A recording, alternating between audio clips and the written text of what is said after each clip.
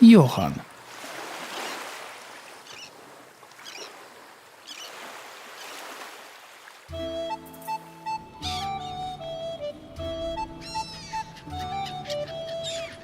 Welcomed by the cries of turns, the creaking of tackle, the smell of smoked fish and the warmth of Gothic brickwork, we immediately travel back to distant times.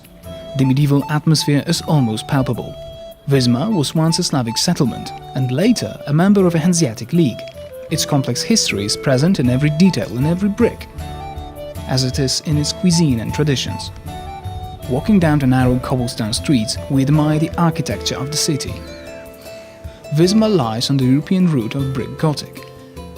Its panorama is dominated by monumental red brick churches, and the town itself has preserved its almost unchanged historical center dating back to the Middle Ages. Owing to this, it has been included in the UNESCO World Heritage List. One of the places we go first is the Market Square. We learn about the old buildings of the city and its layout through a map in the form of a sculpture. We have the second biggest market square in northern Germany, but we have the nicest. Don't forget the sentence. The nicest. The market is surrounded by colorful houses, a town hall and a distinctive fountain in the shape of a rotund.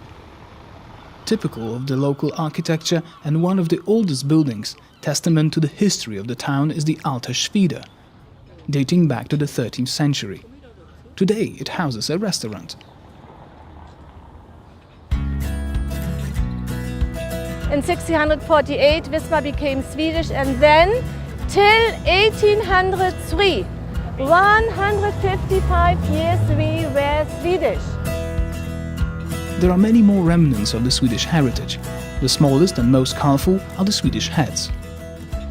It is a lion on the head, and the lion is a very, very strong animal, and this decoration should protect or against the enemies were the pirates, and the boss of the pirates were Mr. Störtebeker.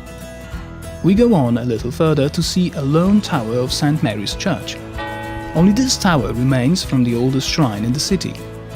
Where the buildings once stood, sculptures have been placed showing the outline of the old church.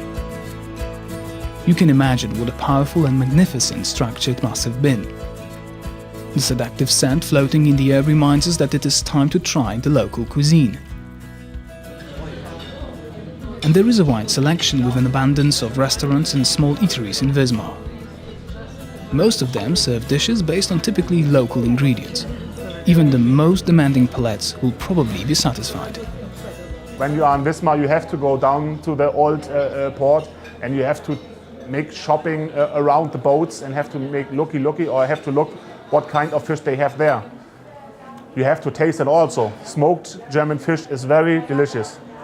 Moving back to the Middle Ages, it is impossible not to mention what was once most important for Wismar and contributed to the wealth of the city.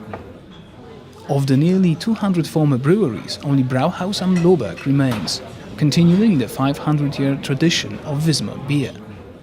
The most popular is Mümmer, and it is a toast with this beer that we finish our wonderful first day.